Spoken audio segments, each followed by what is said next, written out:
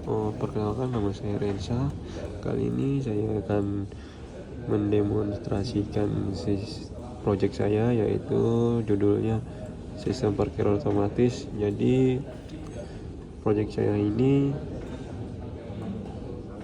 sistem kerjanya seperti ini.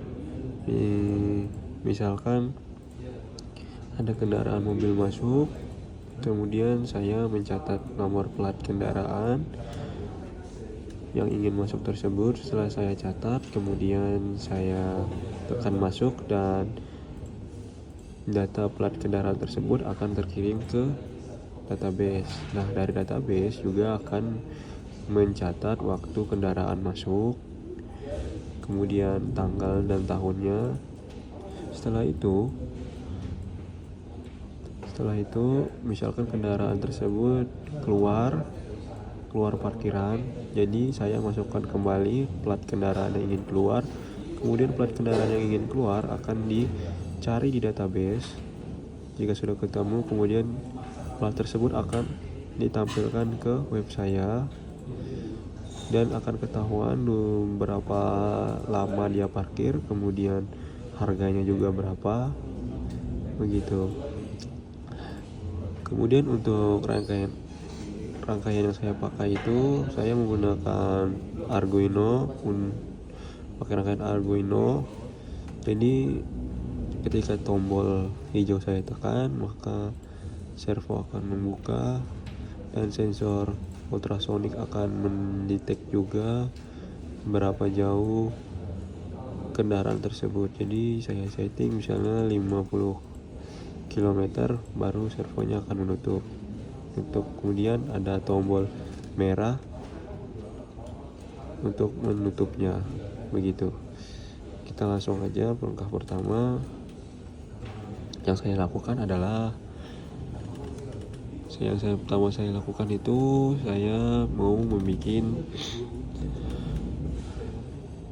mau membuat database dulu. Jadi kali ini saya menggunakan aplikasi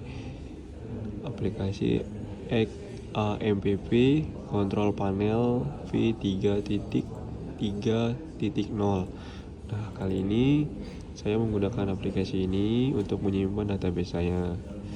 Kemudian isi di dalam database saya itu berisi nama database yang saya pakai, namanya itu parkir _db. Kemudian di dalam database ini ada tabel parkir. Struktur dari tabel parkir ini ada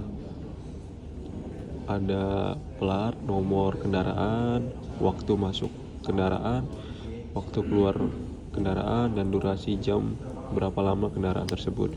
Sama ada nama biayanya juga. Nah, di sini nih isi tabel parkiran saya itu strukturnya seperti itu.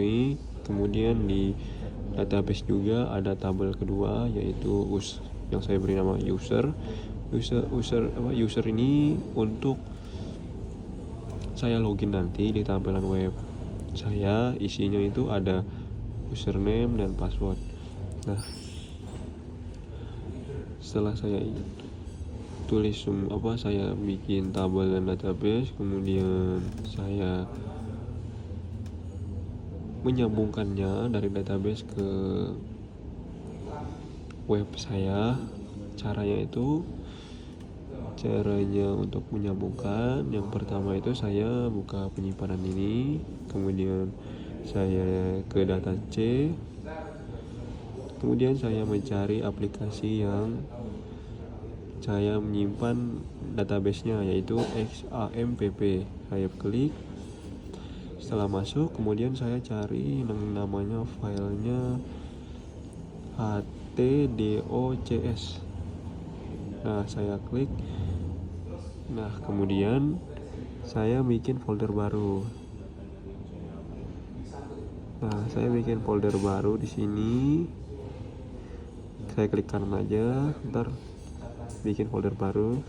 Kemudian folder barunya saya beri nama parkir. Nah, di parkir ini untuk saya menyimpan semua codingan saya. Nah, di dalam parkiran ini saya memasukkan codingan untuk login, logout, kemudian untuk proses loginnya ada parkir RP-nya. Nah, parkir RP-nya ini untuk menyambungkan database saya ke webnya. Terus yang indeks ini juga untuk menggabungkan semua codingan yang ada di login, logout, parkir API, dan proses login. Nah, begitu. Kemudian jika saya sudah bikin foldernya, untuk membuat codingannya itu saya menggunakan aplikasi Notepad. Nah, di aplikasi Notepad inilah saya memasukkan codingan saya seperti parkir API, login, proses login, kemudian logout, kemudian indeksnya gitu. Nah, kemudian tampilan hasilnya itu untuk tampilan di webnya itu seperti ini. Jadi pertama dia itu login dulu, misalkan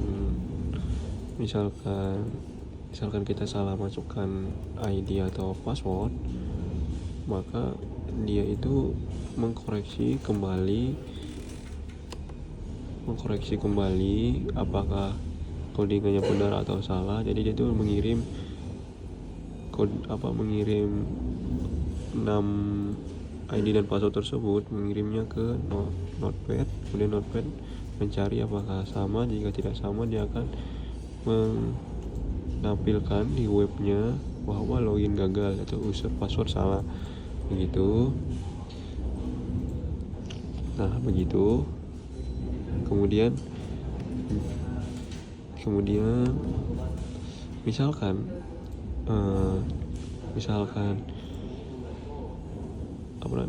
passwordnya benar,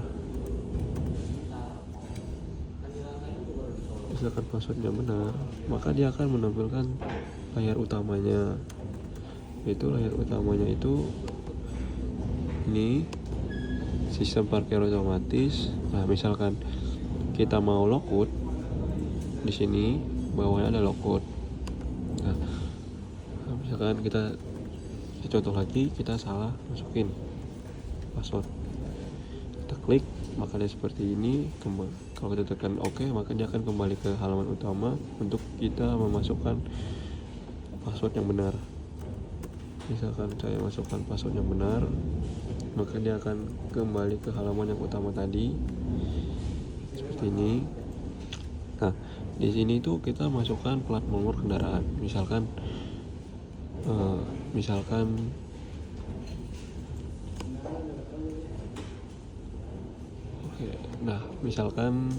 saya masukkan nomor kendaraan bebas, misalnya B12345.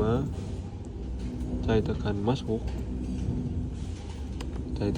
maka ada keterangan kendaraan B12345 tercatat masuk pada tahun 2025, bulan 5, dan jamnya juga.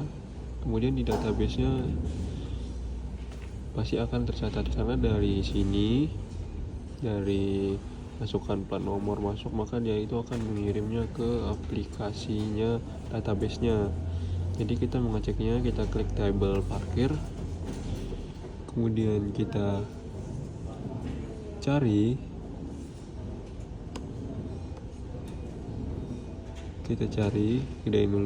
ini, kita segarkan dulu atau kita refresh biar datanya masuk. Nah, oke. Nah, di sini dia. Di sini tercatat bahwa dengan plat nomor B12345 waktunya segini, waktu keluarnya belum diketahui karena mobilnya belum keluar. Nah, kemudian misalkan mobilnya keluar, maka kita akan masukkan nomor yang sama dengan plat yang ingin keluar. Misalnya nomor plat mobil yang tadi B12345 mau keluar, kemudian kita tekan keluar.